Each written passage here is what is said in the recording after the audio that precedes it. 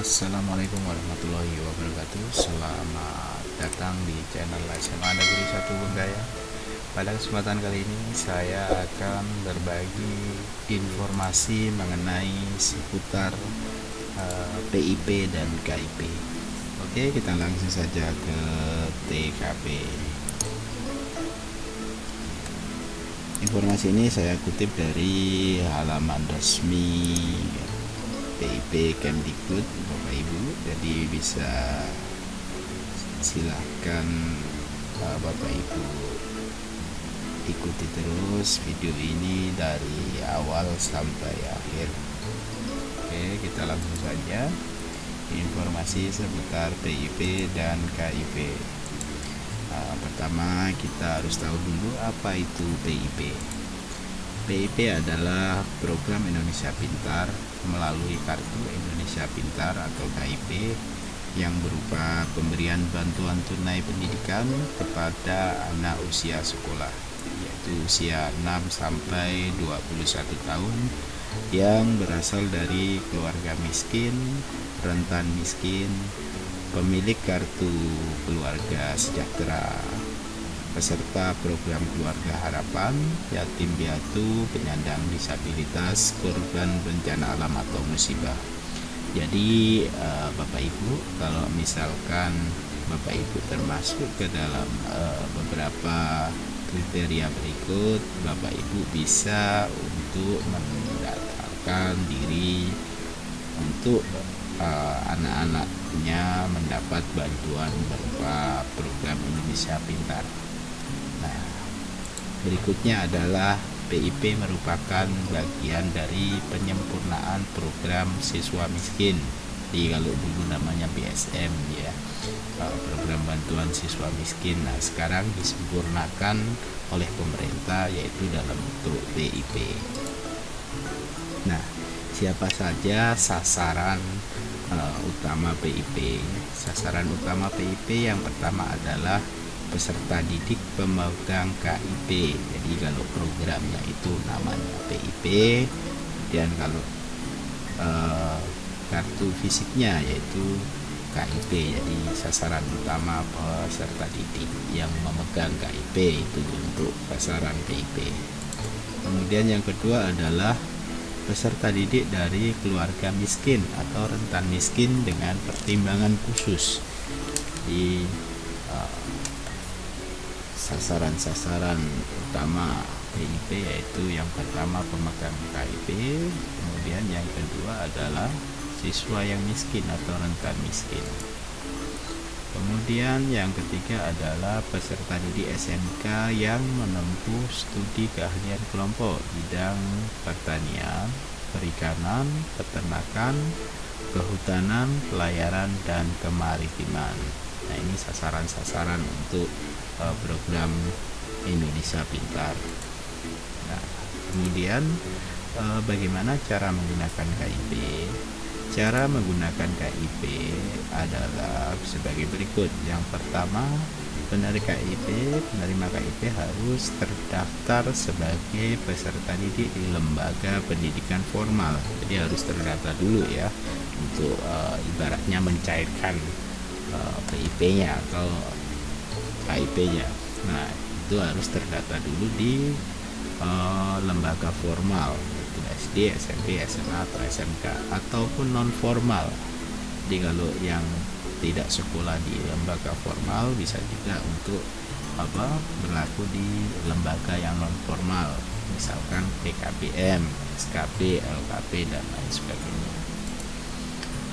KIP harus terdaftar di data pokok pendidikan atau Dapodik, lembaga pendidikan. Jadi KIP-nya harus di-entry dulu nomor KIP-nya di data pokok pendidikan atau Dapodik.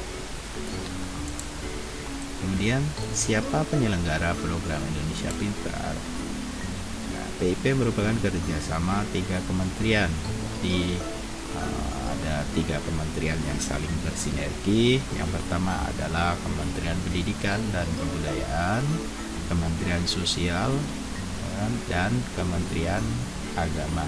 Jadi ada 3 kementerian yang saling terkait ya, saling sinergi.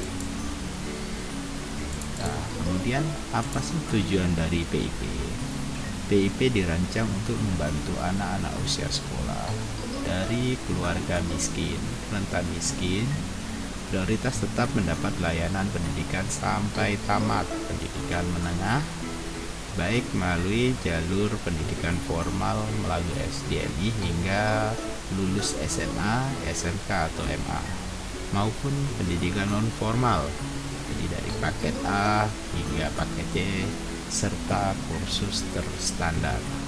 Nah, di PIP itu memang dirancang khusus untuk anak-anak yang tidak mampu agar mendapatkan pendidikan yang sama. Kemudian melalui program ini pemerintah berupaya mencegah peserta didik dari kemungkinan putus sekolah dan diharapkan dapat menarik siswa putus sekolah agar kembali melanjutkan pendidikannya. Program ini sangat baik tujuannya ya, untuk berupaya mencegah agar siswa tidak putus sekolah.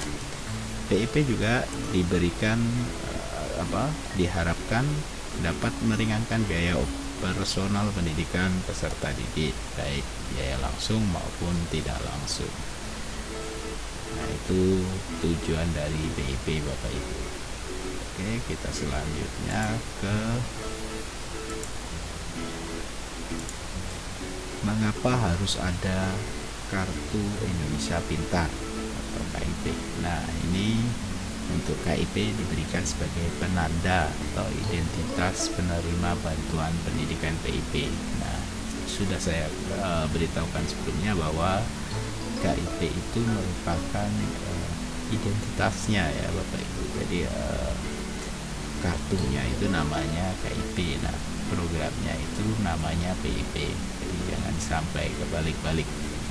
Kalau Bapak Ibu datang ke sekolah untuk mendaftar KIP untuk membuat KIP ya, itu terbalik ya Bapak Ibu ya. Jadi akhir-akhir ini banyak sekali orang tua datang ke sekolah untuk minta dibuatkan KIP. Nah, jadi nanti agak bingung juga dari pihak sekolah untuk menindaklanjutinya. Tapi kalau Bapak Ibu datang ke sekolah untuk didaftarkan sebagai penerima PIP, kemungkinan akan diberitahu bagaimana alurnya untuk mendapatkan PIP. Nah, kemudian kartu ini memberikan jaminan dan kepastian anak-anak usia sekolah terdaftar sebagai penerima bantuan pendidikan. Nah, ini mengapa harus ada Kartu Indonesia Pintar Bapak Ibu ya, atau KIP. Setiap anak penerima bantuan PIP hanya berhak mendapatkan satu KIP. Jadi kalau satu orang itu tidak boleh lebih untuk dapatkan KIP-nya. Bagaimana jika siswa miskin belum menerima KIP? Nah, ini yang poin penting di sini Bapak Ibu ya. Bagaimana cara atau bagaimana sih apabila ditemukan siswa miskin tapi belum menerima KIP. Nah, ini berdasarkan halaman resmi dari Kemdikbud ada beberapa langkahnya untuk mendapatkan KIP, yaitu yang pertama adalah siswa mendaftar dengan membawa kartu keluarga sejahtera atau KKS milik orang tua ke lembaga pendidikan terdekat, atau bisa juga melapor ke sekolah tempat siswa tersebut sekolah. Nah, ini langkah yang pertama adalah membawa KKS Bapak Ibu. Jadi membawa KKS milik orang tuanya, datang ke sekolah, melapor ke sekolah. Nah, selanjutnya jika siswa tersebut tidak memiliki KKS, orang tuanya dapat meminta surat keterangan tidak mampu atau SKTM dari RT, RW, dan kelurahan atau desa terlebih dahulu agar dapat melengkapi syarat pendaftaran. Jadi kalau belum ada KKS, siswa bisa menyuruh orang tuanya untuk meminta SKTM atau surat keterangan tidak mampu dari RT atau RW setempat. Kemudian sekolah atau madrasah akan mencatat data calon penerima Kartu Indonesia Pintar untuk dikirim atau diusulkan ke Dinas Pendidikan, Kementerian Agama Kabupaten atau kota setempat. Jadi setelah daftar, maka nanti sekolah akan mencatat data calon penerima Kartu Indonesia Pintar tersebut untuk diusulkan ke dinas terkait. Nah, selanjutnya dinas atau Kementerian Agama Kabupaten atau kota mengirim data atau rekapitulasi pengajuan calon penerima KIP ke Kemdikbud atau Kemenak ya. Jadi setelah terdata maka akan direkap dan kemudian akan diajukan ke Kemdikbud atau Kemenak. Nantinya sekolah akan mendaftarkan calon penerima atau peserta KIP ke aplikasi data pokok pendidikan atau Dapodik. Nah, sekolah yang berada dalam naungan Kemdikbud wajib memasukkan data calon penerima KIP dalam Dapodik. Nah, ini nanti tugas operator sekolah Bapak Ibu ya. Di siswa-siswa yang tergolong miskin atau rentan miskin nantinya akan di-entry atau dimasukkan KIP-nya ke dalam aplikasi Dapodik. Nah, kemudian berapa besaran dana manfaat PIP? Nah, ikut besaran dananya berdasarkan jenjang pendidikan Bapak Ibu ya. Jadi untuk anak SD, TNI atau paket A mendapatkan 450 per tahun. Kemudian peserta didik SMP, MTS atau paket B mendapat 750 per tahun. Dan peserta SMA, SMK, MA dan paket C mendapat 1 juta per tahun. Detail jumlah untuk kelas akhir di setiap jenjang dapat dibaca berdasarkan petunjuk pelaksanaan PIP Kemdikbud tahun 2016. Oke, sekian informasi mengenai KIP dari saya. Apabila video ini bermanfaat, silakan share, subscribe, dan like. Sekian dari saya. Wassalamualaikum warahmatullahi wabarakatuh.